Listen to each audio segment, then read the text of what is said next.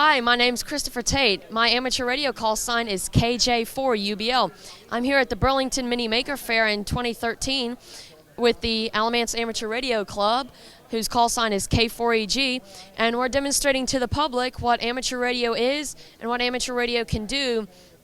Literally in an instant, say if cell phone towers got knocked out and you couldn't communicate to your family, say if like real life instance, Hurricane Irene of 2011, some people could not communicate with their families, but that's where amateur radio comes in. We have radio setups that can interface to our computers. Here I've got some sample reception of some digital communications going where we literally just type the message and it'll send out through the radio out to the airwaves, much like your AM and FM radio station, except we have a much longer range. We can communicate anywhere on Earth that we want. We can also communicate with the International Space Station, but mainly we like the fun of talking to friends on radios that are literally as small as the palm of your hand. This is a full-fledged radio that transmits Morse code. It puts out about 1 watt or 1,000 milliwatts of power, less than a nightlight actually. Most nightlights run between 30 and 70 watts. This little baby now put together only a watt. Only a watt. It doesn't use much power, and I've heard of people that have talked on this that have transmitted their Morse code to someone else 2,000 miles, 3,000 miles. I mean, transcontinental it's not hard with amateur radio. This radio is one that I acquired recently. My dad bought it. It transmits Morse code and puts out about 5 watts of power, still less than your average nightlight. This one it's rather easy to go international with this one. Generally, the more power, the better distance you have, the better range. But it also depends on the atmosphere. Now, you may think the atmosphere is just, where airplanes fly and where the weather happens. Oh, no, it's not just where the weather happens. There's a certain layer called the ionosphere that will basically reflect radio waves if the ionosphere is cooperating with us. And we can that's how our signals get all the way around the world.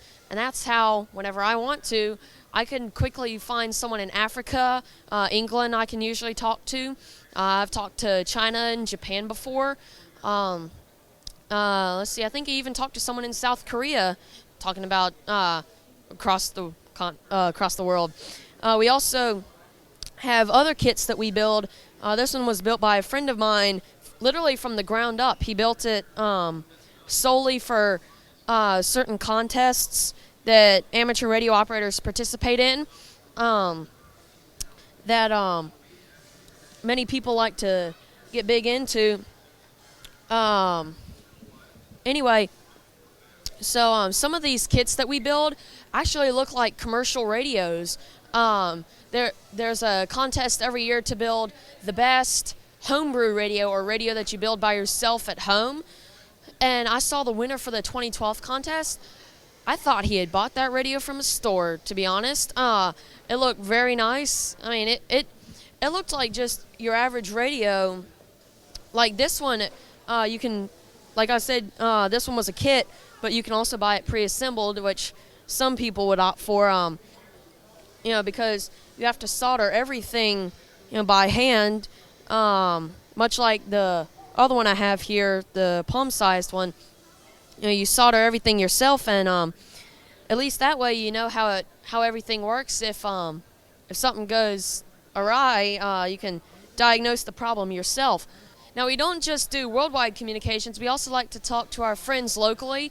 For instance, I like to talk to several of the other guys in the hot yellow shirts. Anyway, we have all these different radios that we have. This one's got to be close to one of the world's smallest radios, one of the smallest handheld radios.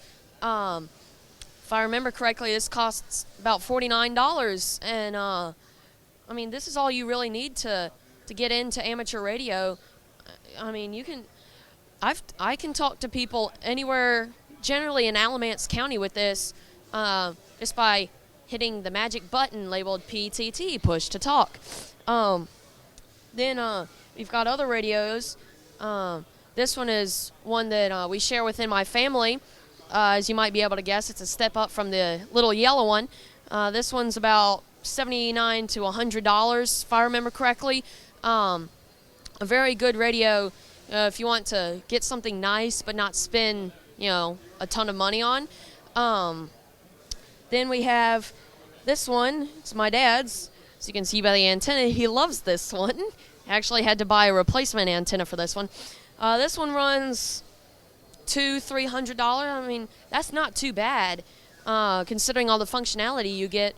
Most radios will transmit on two sections of frequencies called bands. In amateur radio, we generally transmit on two bands, ranging from 144 to 148 megahertz and 420 to 450 megahertz. By comparison, your FM radio in your car receives 87 megahertz up to 108 megahertz. So we transmit a little bit higher than commercial FM stations.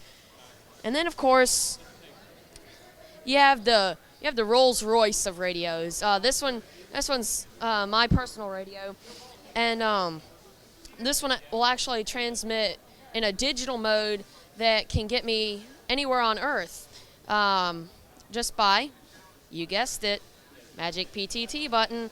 Earlier I heard some folks from Germany on this morning, all coming on a radio, that fits in the palm of my hand.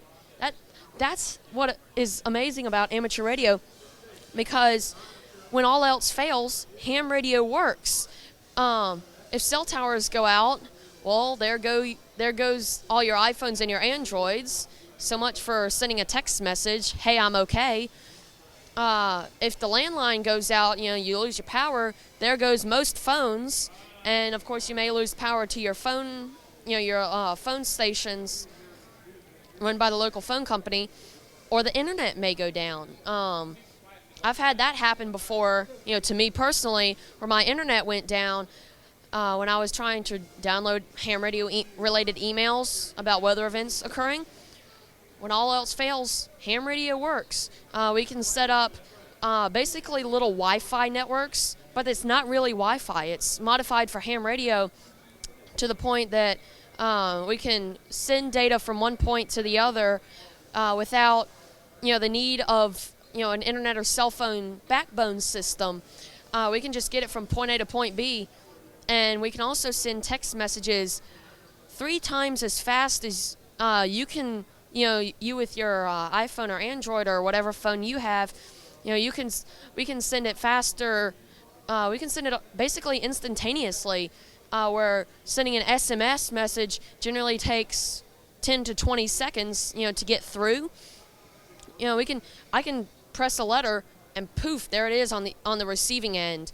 And even if you personally can't hear the signal by ear, many digital modes will actually hear the Morse code or Morse code or whatever digital mode you're transmitting, and it'll still receive it even if you can't hear it, by ear. That's another great thing about amateur radio is, the ability to transmit even in the worst of conditions.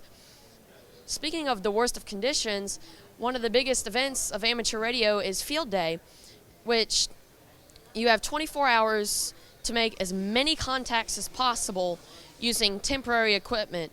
The Alamance Amateur Radio Club, which I'm a member of, we like to go out to the Burlington Police Club out on Birchbridge Road because that's a great spot to set up radios, plenty of trees to string antennas. Well, according to the rules of Field Day, you're not allowed to start setting up until about 6 hours before the event. The Alamance Amateur Radio Club generally sets up, pretty close to opening bell, if you will. The radio club generally will set up about 3 hours out, 2 hours out sometimes, maybe a little more depending on what we're trying from year to year. We can set up an antenna on a tower in about 30 minutes, total barn raising time. Then it takes a little longer to get antennas in trees because we use slingshots, and you have to get it at the right place so that your antenna works well. Please don't get me into the science on that one. Anyway, we can have makeshift setups completely. I mean, you'd never believe that we were just setting up for fun, leisurely. Oh, let's just go set up, and shoot the breeze. Oh no, we full radio setup, 24 hours on. Yeah, I operated out of a trailer this year. It was fun. Anyway, so that's about it for amateur radio. For more information, you can check out several websites by the American Radio Relay League, hello-radio.org, and We Do That -radio. That's wedothat.org. wedothatradio.org. And once again, my name's Christopher, and I hope to see you on the air.